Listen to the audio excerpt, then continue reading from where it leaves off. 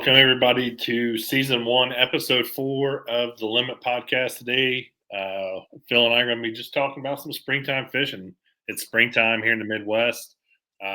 Phil is itching to get out there. I know I've been out a few times, but we figured we would just sit here and kind of just talk about and chat about springtime fishing. So, have anything new going on there, Phil, in the shop, or? Well, I'm kind of overwhelmed. We're fixing to expand even up to and including a line of PH fishing rods. That's all in the works. Uh, it's overwhelming. We're getting ready to start doing soft plastics, tungsten weights. Like there'll be like 5 models of jigs, the same ones like this that we always sold with hand-tied skirts. Only this one doesn't have the weed guard in it, but they got a nice big hook for it. This is a flipping model here. They have a nice big hook in them, but in the future they'll have slip-on skirts just because it's so hard to find people to tie. You just can't find anybody to do it. And I wanted to do the spinner baits and everything with tie-on skirts, but it's just so hard. And then maybe eventually, if I can find tires, we'll do like a professional series where we'll have them hand tied and we'll just pass the extra cost on of tying them. You know what I mean? Whatever that is. So have a few options then. Yeah, we got hair jigs coming, even some for scopers, underspins. So it's like a huge step and a huge investment. So it'll be, I would say that I won't have any of these new products so probably for at least a month. Most of it's going to happen later this summer, and then by the time you get it and you take pictures and you add everything to the website. And I think what we're going to do is we got PH Custom Lures, which is all the American-made stuff, balsa and all that kind of stuff. And then we're going to have PH Fishing, which will be just a division of PH. And that's going to be more affordable type baits and baits that appeal to everyone, just not the guys that are willing to pay $25 for a balsa bait or $150 for a glide bait. So, and it'll be stuff that anybody, no matter how good you are, or if you just want to go to the pond, can fish and afford. Most of the products, with the exception of the rods, obviously, will be under $10 for really, really nice baits. And we're going to make sure the quality is up there as good as or better as any that you can get. We're going to have tubes here pretty soon. The big hold up there is just going to be packaging. We're going to have nice printed packages for all of our soft plastics. We'll have a Cinco style bait that I'm pretty excited about. The way you hook it is just a little different, and that's probably all I'm going to say about that. The way it stays on the hook, like you won't have to use an O-ring or anything like that anymore with this new Cinco. So I'm pretty excited about that. So just kind of want to branch out, and then that kind of combats the minnow shaking, and we got a really sexy minnow for live scoping coming out. It's got real pretty 3D eyes in it and got wings on it. It's just really, really nice. And something else too is I've noticed that I don't know how much I'm not a minnow shaker. Like I guess I'm going to have to learn. I've did it obviously a lot with other people, but what I've noticed is a lot of the plastics are too hard. Like as long as it'll stay on the hook, the softer it is, the more action it's going to have. So we're going to try to strike that balance between too soft and not soft enough, make it so you can get 3 or 4 fish catches. It's not going to be expensive, but kind of maximize the action. And then we're going to have some scents and stuff like that in it. Our tubes are salt impregnated, obviously. They're all hand dipped right here in America. But then we're going to put some scent on them. Everything will be packaged in a scent. So, yep, I'm excited about it, but it's got me overwhelmed. Trying to get everything done, and it's almost impossible to do it. Plus paint baits, and then I got a new rat in the works here for guys, and some new glide baits. So the biggest thing I need is good quality people to help work. People that have an eye for detail, and you can't glue in lips crooked, and that kind of thing. You can't put the jigs. Everything's got to be in the package right. So I think that'll be the biggest challenge moving forward, is just finding quality help, to be honest, just to put it bluntly. Yep. So some exciting things come from PH Custom Lures and also PH Fishing as well. So looking forward to that later on in the summer. and I know you've given me some sneak peeks on some things, and they look great. Really, really looking forward to that. So Right, right. And the big thing too that I want to strive for, I don't know how many people will see this, but I'm not dumb. I'm a tournament fisherman too. And whether you fish tourneys or not, I know you still want stuff timely. The biggest obstacle with PH, because they're hand built, is always that sometimes it's 4 weeks to 2 months to get baits. I mean, you might mhm. get lucky and, like, say you ordered this wake up today in this color and I got it in stock. Tomorrow they could be all gone. And then you're looking at a lengthy wait. So what my main goal for the summer, besides adding these new products and the new division, is we're going to strive to get it. We're going to get a new inventory system so that my goal would be to ship every bait the week it was ordered. Wow. So, like, I got a pretty large internet order yesterday, really large for the internet actually, and I don't have it all. So the guy ordered multiple baits, but because there's two models missing, then it's going to hold the order up. And obviously, you can't afford to do double shipping and all that. So that's my big goal. And I think that everybody, I think everybody would be happy about that buys our stuff. That just knowing that, like, during square bill season in the fall, or whether it's got you got a hot dog walker bite on your lake and you want some more balsa dog walkers because they sound totally different than the plastic ones. Knowing that you can get it, you order it now, you'll have it in 5, 6, 7 days. So Yeah. I may fail, but that's my goal. That's if I accomplish one thing this year, that's what I want to do. That's But awesome. it's a tremendous amount of inventory. We got, like, I think we got 600 and some SKUs of balsa. So it is like a monster task to keep everything in stock. But that's what we're going. That's what we're striving for. No, that'd be great. That'd be awesome. Yeah, and yeah, I know people get a little bit impatient sometimes, and I know even me personally, I'll go out to the garage and go, man, I need a low $1 bill, and then go, I need to order it, and then kind of find out you just sold a bunch of them to somebody or something like that, and you got to wait a little while. So I know some folks are impatient, but having inventory, man, that's going to be great for you and fishermen as well. Hell, dude, I don't never have the baits. Like, it seems like that you would think because I paint them and make them every day that I would have everything, but I swear I don't. And Yeah, then when I go to a tourney, I've got a box that I carry full of skinny peas. Well, anywhere I go in Indiana this time of year to fish, there's always guys coming, hey, you got this color skinny peas. So I rob my box and I usually end up giving those away. And then I don't have stuff. Like, yeah, I had a guy today ask me about a glide bait, and I sold a couple glide baits to a guy. And then another guy's like, well, dude, do you have any in your boat you can sell me? And I'm like, dude, I I do not at the moment. I do not own a PH Shad Glide or a Money Glide. I don't have a single PH glide bait in my boat. yeah, I've got a couple KGBs. You know what I mean? And I'm yeah, like, that's pretty bad when you make them and you ain't got nothing to fish with. So yeah. Yeah. Well, you kind of led right in there to it. It is springtime here in Indiana and kind of all over the Midwest. It's getting kind of towards that tail end of springtime down south. I know, Florida, southern Georgia, a lot of spawning going on right now. You get much north of that, and we're in that typical pre-spawn time right now. So here in Indiana, I know flat baits are a big thing, and really going all down into Tennessee, Kentucky, kind of all the way down that way as well. So kind of what do you start off with this time of year? Kind of what are your must haves in the boat? I know for me, it's definitely a flat bait, and there are really two flat baits that I carry religiously, and that's yeah, the skinny pea, and then I also throw the dollar bill quite a bit when the water temperature gets just a little bit warmer. right, right. I think, like, and it's one of my favorite times of year. I mean, really, a jig is my favorite bait. And everybody thinks just because I build balsa that all I do is throw a crankbait, and that's not true. I probably throw Yeah, a crankbait less. But this time of year, if I were going to the lake today, I probably would have on 3 different flat baits, and they would be 3 different depth ranges and actions.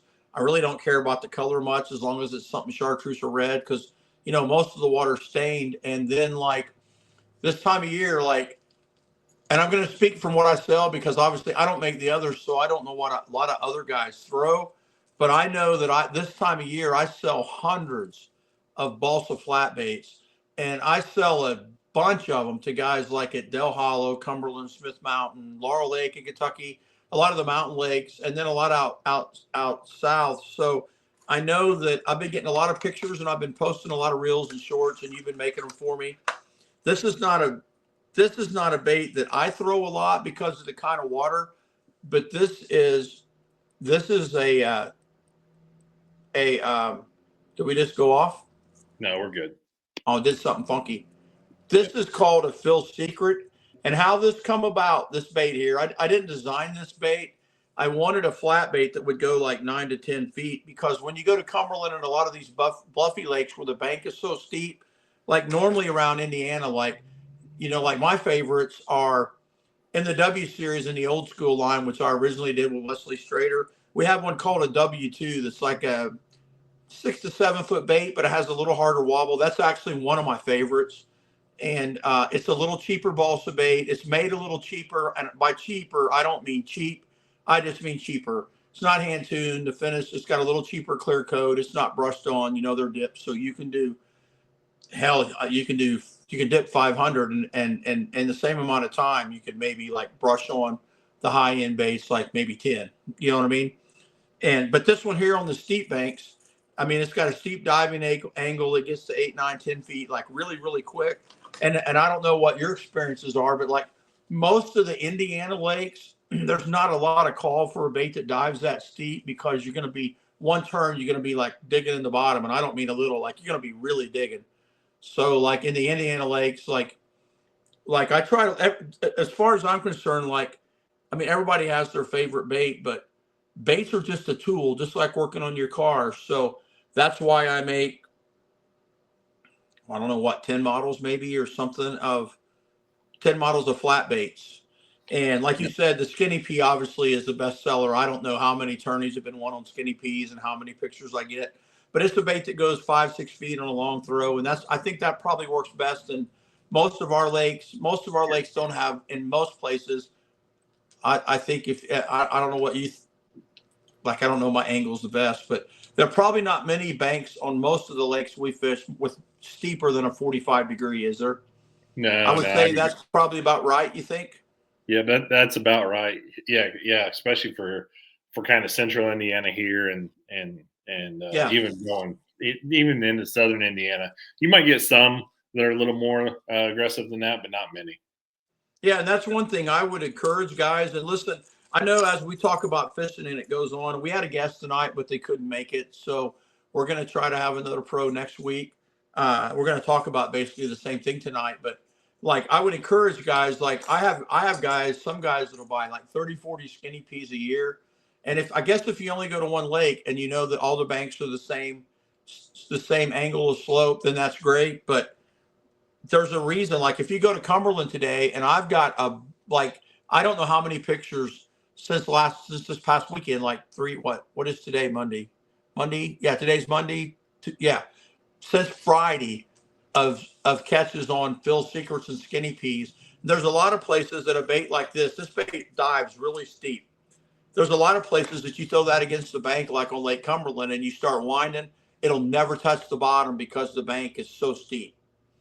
And I always like to get them to deflect. So, like with this flat bait fishing, of course, the rod and reel is critical in the speed of retrieve. But a lot of it, I think too, like if I was throwing a skinny pea and the water was deeper, like there's a lot of fish, especially on sunny days this time of year, that get up pretty tight to the bank if you got a little chop and stuff. So like, a skinny pea is only going to go 5 or 6 feet. So I would get my boat up in 5 or 6 feet of water, parallel down the bank, throwing at an angle so that I can get contact all the way.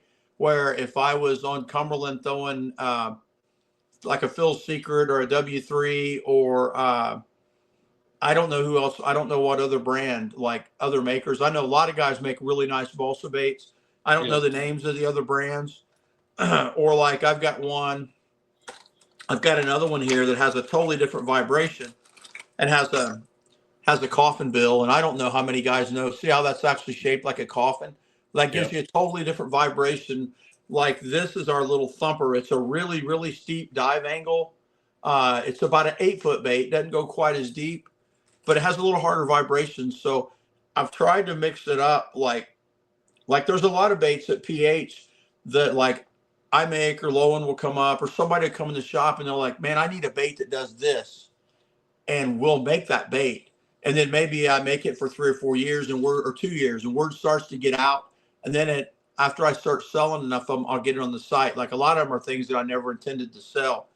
But I would encourage guys. I don't care if you're buying Spro Little Johns, which is a good bait, probably for the plastic models. And I carry these in my boat too. I don't just have balsa baits. I would think probably the Berkley Fritz side is probably really, really hard to beat for a plastic bait.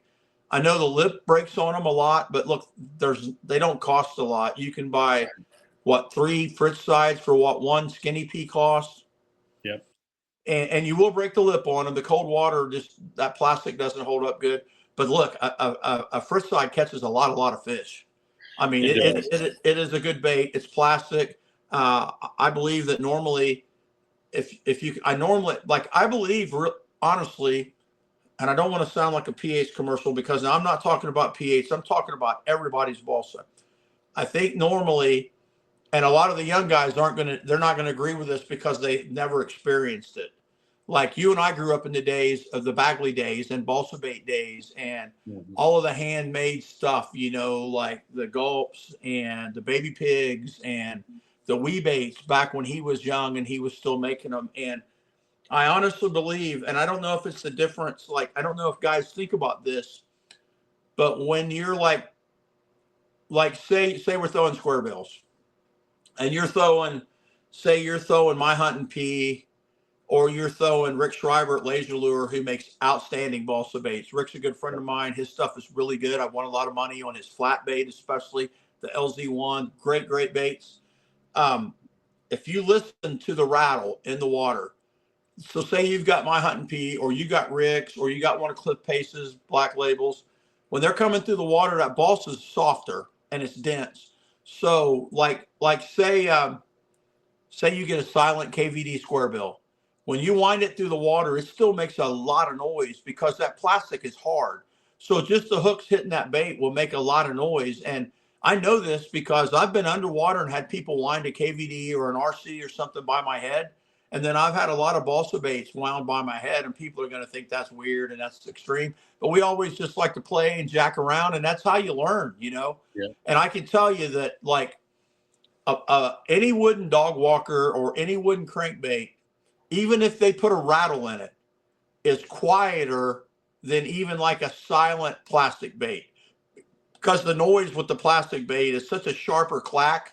Like even like walking the dog with a silent Zara spook, those hooks are hitting that hard body. You've got the sound of the split ring wind, whacking back and forth. They are much louder. Where when you got pressured fish, and tell me if I'm getting too windy, but when you got pressured fish like we do in Indiana places, and I'm not saying you should never use a plastic one because I carry plastic ones. I won an IBF here on a KVD one knocker a couple years ago, and that's just about as loud as you can get for a dog walker. You know what I mean? Yeah. But I was calling them up. I had to, they were over 40 feet of water suspended. It was calling them up. But I don't know if people think about that. I think you gotta, when you look at those baits, they're like a tool. And I think if guys would start to play, instead of just taking my word, everybody else's word, that they would see what I'm talking about. And I honestly believe when the fish first come up in the spring, that maybe they're a little spooky, or you know what I mean? Like, I don't know what the deal is, but you know how, like, when you first come up in the spring, say the lakes are high and they're in flooded buck bushes, and you hit the trolling motor and you see all the buck bushes shake. I think those are big fish that have come up, and maybe they spook. They're real spooky for their first few days, especially if it's calm out. And I think you get the same thing with the balsa baits. I think they're really, really quiet. They got good vibration, but they're quiet, kind of silent, sliding through the water. And I think those fish, I think a lot of days they catch them. But that said, I wouldn't go to the lake without some Fritz sides either. Yeah. Yep. Yeah. And specifically, people think of those flat baits as just a cold water bait, and it's not. Those sides catch them. I mean, they catch them all year too.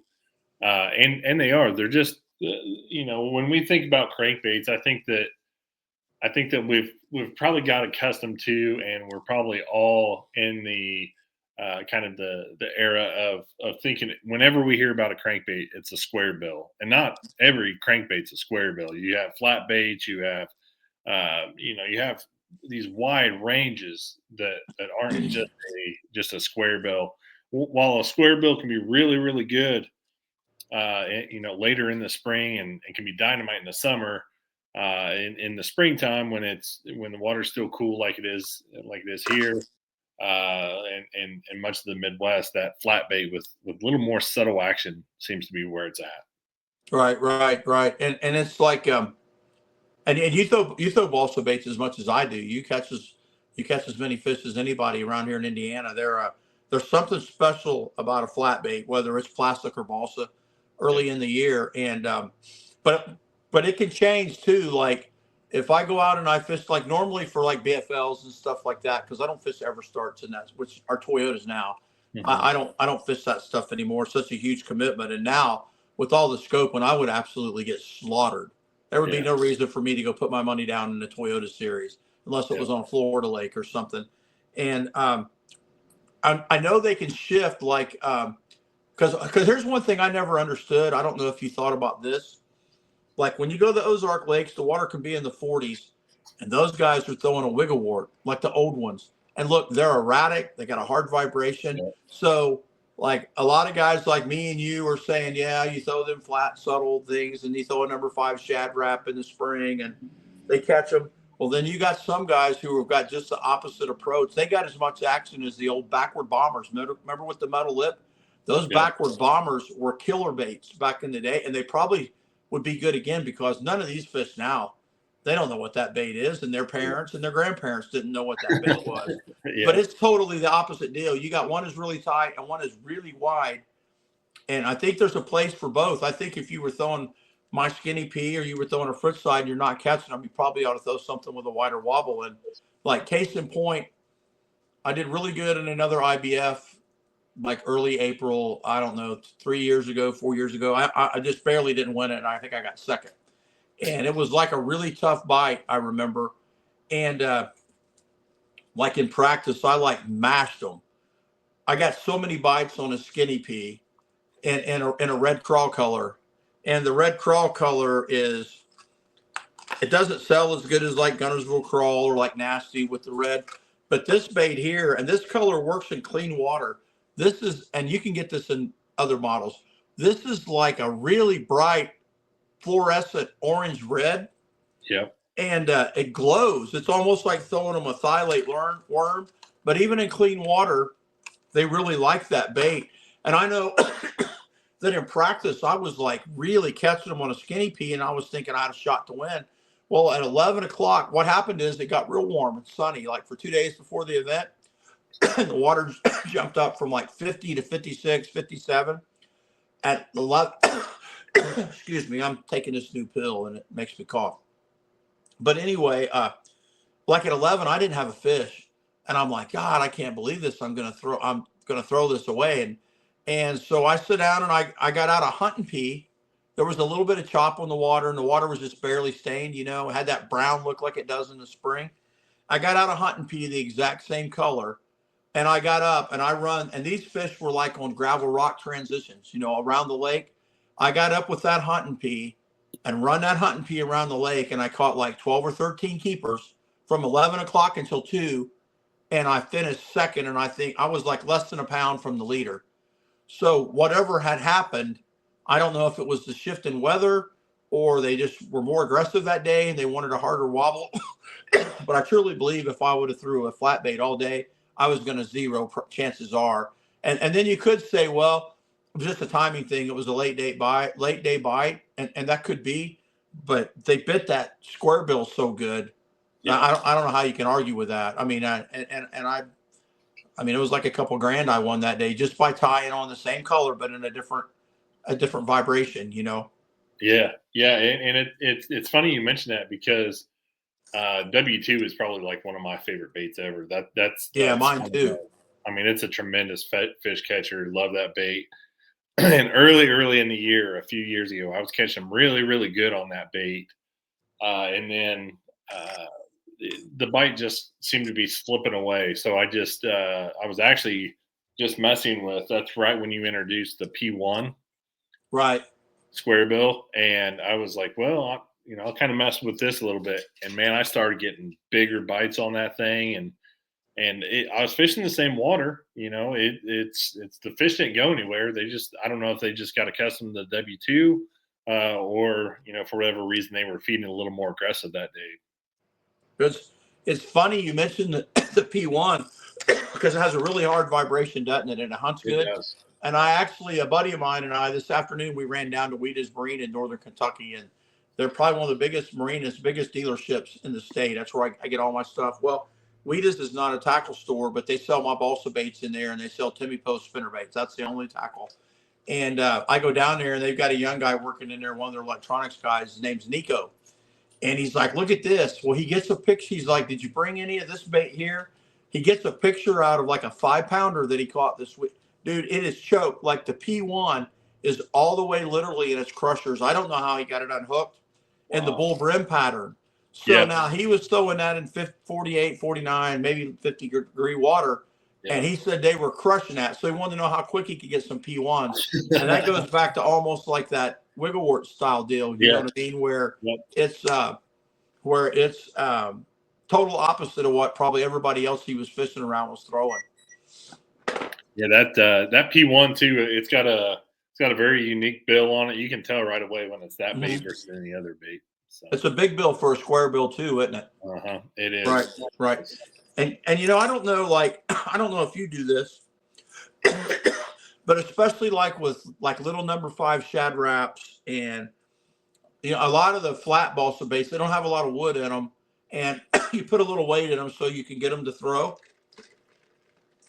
So they some of them aren't really, really buoyant. They don't pop to the top like a cork, like a square bill does, or that kind of thing. And I don't know if you play around with your hooks. Like I learned this one time. I was fishing I think back in the day they were Strands, and then they were Everstarts. It was like the tier down from the FLW tour.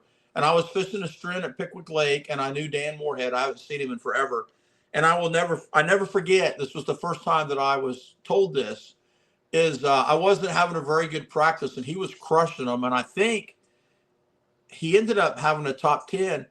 But like, especially with these flat balsa baits and like with the Fritz side, like most of them will come with like number 6s unless they're a really big bait, but they'll handle number 4s or short 4s.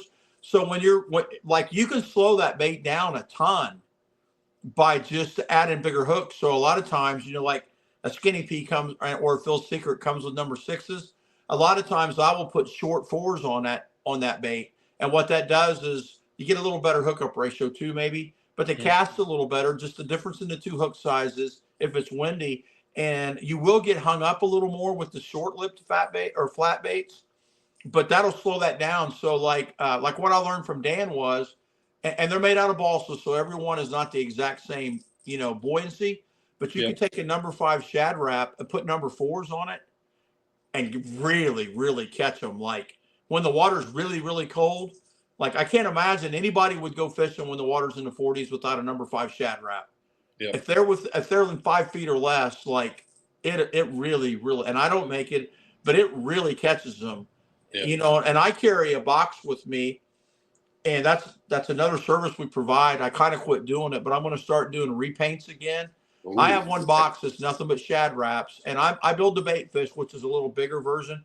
I've got them in there, and I've got original Rapalas, and I have number 5s in there in like red craw and root beer and chartreuse root beer and all these different colors, like gold foil with an orange belly, black back, because I have so much faith in that number 5 in the spring. And I know a lot of guys will throw them on spinning rods. I normally use 8-pound test, and I use like a 6.8 or 6.10 medium light casting reel.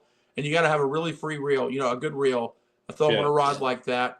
And what you do with those seems like the best retrieve always for me is instead of just throwing that out and winding it back, I kind of wind it or pull it with the rod and then reel up and kind of, but it's all like in slow motion. Like when I pull it, as I go back, as I take the rod forward, you want to wind at the right speed. So you're not really moving that bait forward very far, but you're not letting it float up either. So you kind of pull and then you reel as you go back and then you pull. And I still reel really slow the whole time I'm doing this with the rod. And probably if you learned anything from this today and you haven't done it, is when it's cold, like if you fish that number 5 Shad Rap that way, it will be I mean you're gonna love it. And like their copper, what do they call the one? Is it just called Crawdad, the one that's like gold and coppery and brown?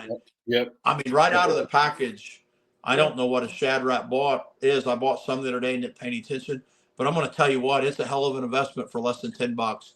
It's hard to throw in the wind. If you can't throw it, just throw it on a spinning rod with 8-pound fluorocarbon or whatever you want to throw it with. But that number 5 Shad Raps, I bet people would be shocked how many events are won this time of year by guys throwing that Shad Rap who don't even mention it.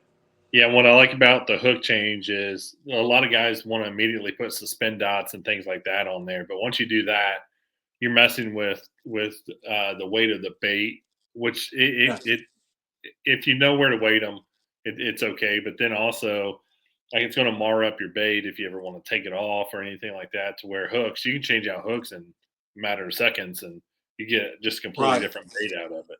But yeah, that motion you're talking about, that's one that, like, whenever I talk to anybody about balsa baits, and I use this retrieve from all of my crankbaits, I actually feel a lot more with my rod, and actually I'll wind and I'll pull. And if it's a square bill, I'll pull pretty hard through brush and things, and then I'll use my reel. But like with flat baits, it's almost like I equate it, Phil, and I may be way off on this, but I equate it almost to like pulling a Carolina rig. Kinda, yeah, exactly. You want to pull it and just kind of wind that slack up with it, and that is the key for balsa baits and any flat bait, I think. Yeah, and like when I'm pulling back, when I'm winding up, I never let it get like slack line. The idea was to keep just a little tension on it and then pull it again. And I think too, and I have some baits, and I would like to do some baits like this. Like there's something to be, everybody wants their jerk bait to spin. And hey, look, I know if you're watching this, the guys that really, there are a lot of guys who have a lot of experience, and you and I can learn a lot from fishing with them. But there's just as much to be said for a crankbait that doesn't float up very fast or suspends as there is a jerk bait. Yep. There's a lot of days. And then like I fish with a lot of guys who getting started or kids too. And a lot of times, like everybody expects this big slam on their rod. And like I remember seeing, do you remember seeing the video years ago called Big Mouth that what was his name? Lou somebody did, and they did it in those river systems in Florida where they have like the glass bottom boats. Yeah. What was that guy's name? Lou somebody, wasn't it? It was something Hannon, wasn't it? Wasn't his last name Hannon? Well, Homer Circle was in the video I'm talking about. Yep. I know exactly. And what they did, and this was I encourage you, if you've not seen it, look up. It's called Big Mouth. And if you remember, they had, and I saw one Doug Hannon did too on a similar deal. I never will forget, like Homer Circle, which for the young guys, he was like famous back in the day. He's long been gone, but he was famous for bass fishing, and he was one of the more popular, maybe one of the most outdoor fishing riders of all time. But what they did is they had a camera crew underwater with this guy, and back then it was like big O's and things. Remember that they were winding? These fish would come up behind these big O's with these treble hooks on them and various different crankbaits, and you can watch it on the video. They will come up behind that bait. They would get it in their mouth and swim with the bait and then blow it out. And they did the same thing with plastic worms. And I remember they would go to the top and they would ask Homer Circle if he felt a bite, and he would be like, "No, I never got a bite." And they would show him the footage. And Homer Circle, who at the time, I know the rods weren't as good, but he was probably one of the best fishermen in the country. He never ever knew he had a bite. So, like I know, like this time of year, like everybody has a bite once in a while where they run into the bait and it's real hard. But If you feel something that feels like a leaf or you're winding, you need to be in tune and have the right rod. When you're winding any crankbait or spinnerbait or chatterbait, if you're winding out along and you're paying attention, if all of a sudden it feels like you don't have any weight, your reel turns easier, you better lean into them, because chances are, I mean, it could be that you picked up a leaf and it's killing the action. Chances are a fish has it pushing it at the boat. And if you don't lean into them pretty quick, they're gone. And I'm sure that we all miss a lot of bites we never even knew we had. Yep. Yep. Yeah. My dad used to always have the saying, hook sets are free. So don't be scared to, if you feel something odd, chances are something's going on with the bait anyway. So go ahead and set that up. Right. I can't believe how many guys I fished with who so they don't throw their crankbait in laydowns and treetops, or they don't wind them on a stump, and that's I mean, I get it, dude. Like most balsa baits are $20 to $25. Some are $50, depending on what brand you buy. I get it, but I'm going to tell you right now, I don't care if you're fishing with. And like I said, I'm not trying to talk like guys don't know, because a lot of guys know this. But if you're throwing a spinnerbait or a square bill or even a skinny pea, even though the flat baits don't come through wood very good, you're going to have to put up with going and getting them. Unless you want to break them off and just keep buying them, that's fine with me. But the more times that thing contacts the wood, I promise you, the more fish. Like I fished with guys and I've like really caught them good before, and the guy in the back not get a bite. And I've watched them like steer, like they're going to throw past a piece of pole timber, like in the fall when the fish are all suspended on that. And I've seen guys intentionally pull their bait away. Well, I want to wind mine right up against there and bump it. I want to hear my blade. Like in the fall, I catch a lot, and I probably shouldn't even tell this. In the fall, I catch a lot of fish on like a 1/2 or 5/8 ounce spinnerbait, sometimes a 3/4 ounce, but a big single spin. I actually have one laying here, and not for the show. It just happened to be because I jack around with baits. This has a number 7. I don't know if you can see it. It has a number 7. I don't know if you can see that cup on the end, but this is just a gold-plated Colorado. It's the number 7 deep cup, and you have to. And what that deep cup blade does when you're throwing a spinnerbait, and I like the flat blades, and like I love flat willows. I like willows without much cup because they vibrate better. But what that deep cup blade does is it allows us you to use a really large blade on a single spin without making it roll. So normally, like that's a 1/2 ounce head. If I threw a number 7 standard, whether it was if I threw any kind of number 7 blade on there, that bait's going to roll no matter how you tune it. And like say you was throwing a Hildebrand, which is my favorite blades. They're pretty hard.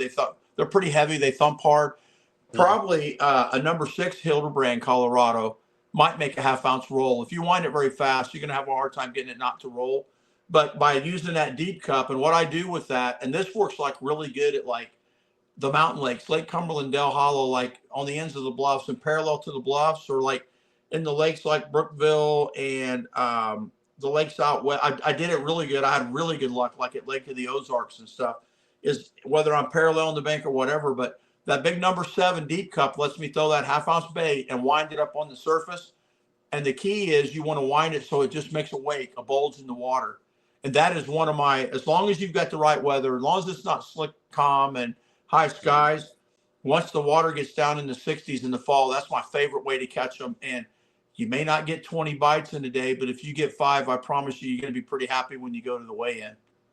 So that's something to remember. That number 7 deep cup, you can get them from I don't know about Tackle Warehouse, but you can get them from like Barlow's and Jan's and Lure Parts, all them places. Yep. I mean, that big spinnerbait too, that plays a little bit of a role in the springtime too, when it's when the temperatures start to climb and you get into some temperatures where the fish are shallow, but all of a sudden it's super, super muddy. That can be a ticket for those fish as well. Yeah. What else you throwing in the spring, Phil? What have we talked about? Flat baits mostly, spinnerbaits. I throw a spinnerbait a lot in the spring, and only my spring pick is usually a little different. I usually throw from 3/8 to 3/4, and then a lot of times I'll have a Hildebrand Colorado, either a gold or a silver, depending on the water. And then unfortunately, Jason Christie just made this really, really popular with his win down there at Santee Cooper around the cypress trees. Is I've always thrown it up on the bank and slow roll it off. And the idea there is you want to kind of wind it at the speed where, and of course, naturally the bank's getting steeper. You kind of want to wind it just enough that you keep it good and tight, keep the blade. Yeah. And I throw a smaller Colorado then because I don't want the bait to roll and you want it to get down. And I just want to feel the bottom every 3 or 4 turns of the handle. And holy crap, man, you can really catch some big ones like that when the water. I usually start that when the water gets in the upper 40s, but it's a really, really good way to catch big ones, staging. Yeah. And then like rattle baits. I love rattle baits, and this is going to be the totally opposite of everything we've been talking about. But there is something about a rattle bait in the spring. And early, I like to pick it up, let it fall, pick it up, let it fall, kind of like a silver buddy. But have you ever noticed how that a rattle trap or a red eye shad or an Excalibur, any of those, there's something about those that when you can get up parallel to a bank in the springtime, and I'm talking about lakes that don't have grass, you get up there and you can wind the crap out of that bait and water in the 40s. And I don't know what it is about it, but the faster you reel it, the more fish you'll catch. And that kind of debunks the whole theory that they can't swim fast in cold water because they can. And because think about it, you can hook one in 40-degree water and it swims pretty daggone fast, don't it? Yeah. Yeah. I don't know if you burn a rattle trap early in the year, but I think it's strictly reaction bite. You'll catch half of them on the outside of the face where they flash at it and miss it. But it is really deadly, isn't it? It is. It's really, really good. And one that I've been playing with early spring here, and it's a newly designed one. It's been on the market, I believe, for a few years, but Nomad Tackle. They've got one now that is actually it has a harder head on it, but it's actually a soft rattle trap. Oh yeah, I've seen that. So the body's soft and it's got a fork tail on it. It catches them really, really good. It's got some rattles in it, but not like crazy. And it's funny, like with those baits, you go down to Kentucky Lake early in the spring, and man, those things used to dominate down there. And it was like, I think they probably still do, but the fad there for a while was the one knocker because it sounded different than everything else. And I don't know. I'll be honest, Phil. I don't know if there's that big a difference in those baits. What do you think? And getting that reaction from those fish. And the one knocker and the regular rattle bait? Yeah. I don't know. I have a bunch of Excalibur one knockers. Probably some of them are worth some money. I have them all the way up to 3/4.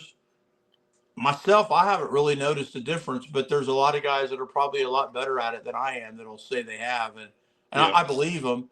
I just like I'm usually more picky about rattles like in top waters. I know that makes a big difference sometimes, like a one knocker versus a silent or one with a lot of pellets. But I really don't know. I mean, you asked that. That's an interesting question. I don't know. Hopefully, it'd be nice if some of our viewers would comment. I know the one knockers, some of them are worth a buttload of money. Yeah. I mean, guys will pay $100 for a bait that costs 10. Right. And so there's an awful lot of people got an awful lot of faith in that one knocker. Yeah. Yeah. And then you mentioned earlier, and you touched on it, and then kind of got away from it. A jig. I know you're really, really good with a jig. Kind of, what's your favorite jig to throw around this time of year, and kind of what head, what trailer? Just kind of walk it all down. Well, I'm going to tell you right now, everybody will laugh at me because it's going to be kind of old school. I'm a huge proponent of pork. I know a lot of the pork you've got for the last year is not, or for the last 10 years, is not what it used to be. Yeah. But like I used to, I like an Arky style head or a like this is a PH casting jig that we're getting ready to come out with. But it's just a simple Arky head. I mean, you can buy this. This didn't come from one, but you can get this in like in a do-it mold for the guys who want to build their own. Anything you want. That one doesn't have a flipping hook in it. But probably my favorite jig for springtime, and good luck finding one. Maybe that's something I'll visit making in the future, is like anywhere from 1/4 to a 1/2 ounce flipping jig with like with a 5/0 flipping hook in it, like a big heavy hook and a weed guard. And are you ready for this? I like a black and orange or a brown and orange or a black and blue bucktail jig. Okay. Old fashioned bucktail jig when the water's really cold. Yeah. And I love my favorite trailer, and you're not going to get this, so maybe I shouldn't even mention it. Like back in the day, and I'm out. I have cases of number 11 and number 1 pork. Back in the day, though, you used to be able to get one, and I think it was called an 800 Spring Lizard Pup. Did you ever see one of those?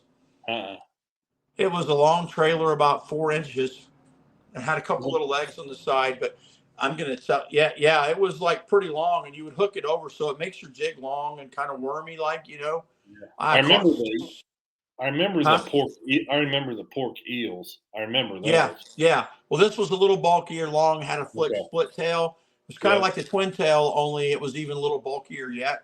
That was my favorite. And all the guys I fished with, like where I grew up here, like everybody did that. And like back in the day, and I think maybe Arky still makes a weedless flipping jig in hair, or I know they did for years and years, and it was a great bait. Like when I was really little, my Uncle Marshall, who's long gone now, but I learned so much about fishing from him and my dad. And he had this black collie dog. Well, him and my dad, they didn't have a lot of money to buy a bucktail and stuff, you know what I mean? And they would cut hair off that black collie. They would tie their own hair jigs. I swear to you, they kept that collie shaved. You know what I mean? So they would cut off that collie's tail, and just like a black long-haired collie. And so they were actually fishing with dog hair jigs. But every stinking one of those jigs they fished with had a Spring Lizard Pup, and it was just plain black then because the collie only had black hair.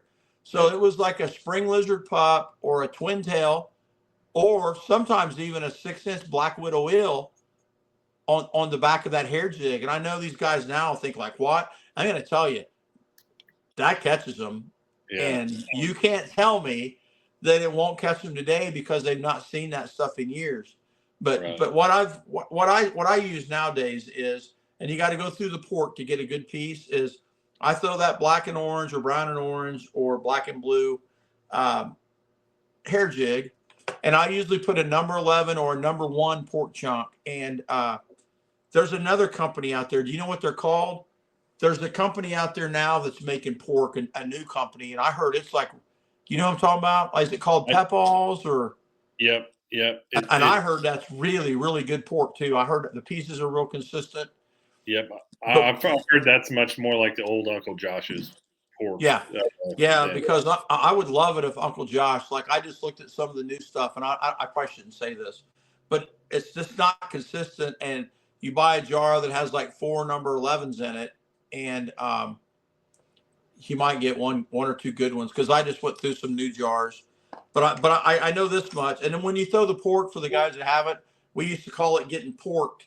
Every once in a while, they'll ball that jig up in their mouth, and if the legs of that pork gets over the hook point, you're not going to get the hook in them at all. So the way to go around that is you take the shank of the hook and you cut off a little piece of a black worm or whatever, like an inch, slide it all the way up on the hook under the skirt, and then you put your piece of pork on. And that way, because that gets over the hook mostly whenever they can slide the pork all the way up to the back of the lead collar. So that keeps your pork down in the bin, and it does help greatly with that. But for a lot of the guys in their 20s, they probably won't even know what we're talking about here. But when that water is good and cold, I love to take a flipping rod with 20 or 25-pound fluorocarbon and find a bank with a little bit of with sun. It works much better on a sunny day.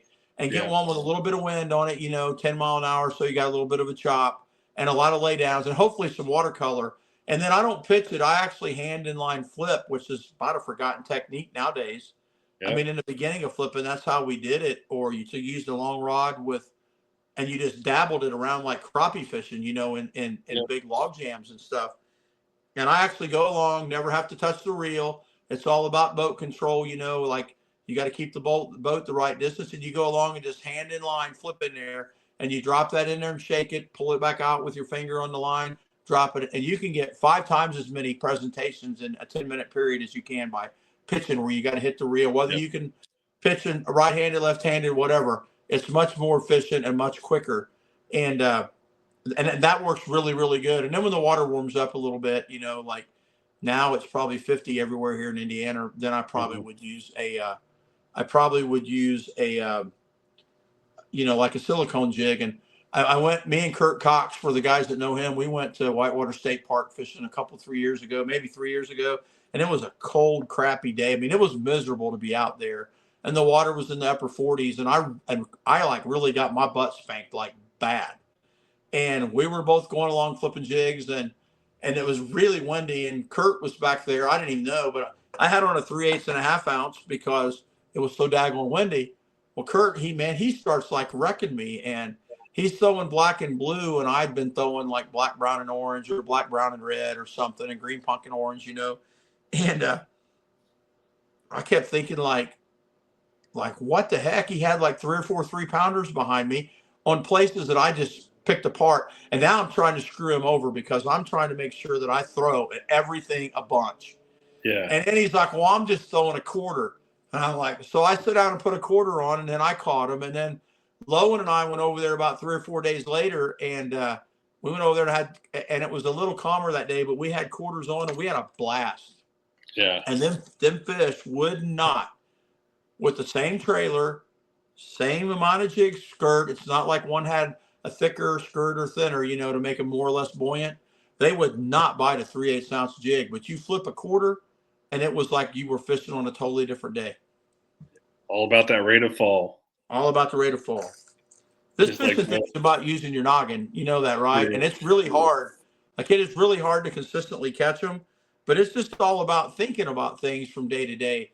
And that's what separates guys like Bill Lowen and KVD and a lot of these, I don't know, like Nixon and all. That's what separates those guys, the old school guys, from a lot of the young guys, and from like me and you and all that, is they are so quick about adapting on the water throughout the day, because the bite can change throughout the day, where maybe I'm going to be stubborn. I keep throwing the same bait for 2 hours, where, I know for sure Lowen don't get a bite in a few minutes. He thinks he's in the right area. He's going to sit down and change something. And normally it's the rate of fall. It's whatever you're fishing, it's normally he'll try heavier or lighter. It ain't really about the color so much or that kind of thing. And that's what separates the really good guys from us. So you would think, well, hell, it's easy. I'm just going to do that and be like, and then I'm going to catch them like they do. But it's a whole lot easier to talk about than it is to do it. Yeah, it's tough. And it's sometimes you have to just be aware of what you're doing on the water. Like, I've had many times where I've been working a tube or working something else, and for instance, I take a break or I need to reposition the kayak or something like that. So I drop my rod down, try to spin the kayak or take a drink of water or something, and then there's a fish on the end of it. Well, that tells me exactly I'm fishing too fast. I need to slow down. And you were dead sticking it. Yeah, exactly. Yeah, I did really good in the BFL at Patoka once, and you'll never guess this, because I was having a crappy day, dude, and I was way up there in the timber and all the way almost up by the Kings Bridge. For the guys from Indiana, you know where I'm talking, and I was like sucking. I mean, it was really, really bad, and my practice really sucked. And I practiced like 3 or 4 days on the water, and I don't mean going in at 2. I mean putting the boat in the water at daylight, fishing until dark, getting fast food on the way home, or eating bologna when I got back to the cabin, you know what I mean, or back to Lanes or wherever I was staying. And we get up there the next day, and I got this really good co-angler, and we're laughing and having fun, but we ain't like catching squat. And it's a spring tourney, and I was flipping the big packer crawl, like the 4-incher. I pitched it out there and I was fishing an area that had these really big stumps along the edge of the ditch. So these stumps are in like 3 feet of water on the edge, and the boat's in like 15. You know what I mean? Like straight off like a wall. Well, there was this one stump like 20 feet up on the thing, and I pitched up to it. Well, I got my bait hung up for a second. So I got the boat up on the flat, and I hadn't been doing that. And so then there was another stump kind of back out from the channel. So rather than back out and go that way, I pitched to that stump, which was kind of behind the boat, back in front of my co-angler, and I got the boat hung. And now I'm getting pissed. I can't get the boat to go forward. It won't go backward. It's on something solid. It's in 2 feet of water, stuck on the wood. You know what I mean? And like the stobs and the stuff are really, really thick. And I never will forget this, dude. I got my rod in my hand, and I got probably 6 feet of slack, my flipping stick, and I'm rocking the boat, and I'm trying to get it out, and I'm getting really pissed. And all of a sudden, my rod about pulled way out of my hand. and I caught a 6-pounder. And I ended up with big fish and fourth in that BFL that had 100 and some boats in it. So what I did, I swear to you, I'm like, oh, light bulb. I got the boat out. That settled me down. I'm not pissing no more. Now I'm having a great day. You know what I mean? Yeah. And I went up through there and went through the same area again. And I would pitch that packer crawl up there with a fairly light sinker. And I would let it lay on the bottom and I would shake it and I would let it lay. And I will never forget this as long as I live. I ended up catching them like really, really good. And I almost won like a pound or 2 pounds. Everybody was stacked in there together. And I caught every single fish that day. That packer crawl was laying dead on the water. And now I don't know I really never played with a packer crawl in the pool a lot. I don't know if the pinchers try to float up or what they do, but it was like catfishing. I would pitch it up there and shake it around, let it lay. And sometimes it would be like 20 seconds or 30 seemed like, and my line would just swim off like you were fishing with a dough ball. And had I not did that, I was going to zero that day. So that was just luck, but I was just paying enough attention to duplicate that luck again, right. You know? Right. Exactly. Well, Phil, we're rolling up on an hour here. We sure do appreciate everybody listening. Please go to the YouTube channel. Make sure you subscribe. That is the Limit Podcast on there. And show topics. If you guys want to talk about something, let us know. We also have our email address. If you'd like to email us, it's the limitpodcast5@gmail.com. Phil, any parting words before we wrap this one up? What I really would like to do is, and it's not going to be me and you all. I mean, we're going to have a lot of pros on here. It's just the Red Crest is going on. A lot of them got stuff going on this 2-week period. I would like to do some of these live because I would really like for the viewers to comment in because I want to learn too. And just because that I catch them a certain way or you catch them, everybody has their own experiences. And I think I think that's what makes fishing fun is the fact that everybody has unique personal experiences and little things that they do to catch fish, and they catch just as many of us.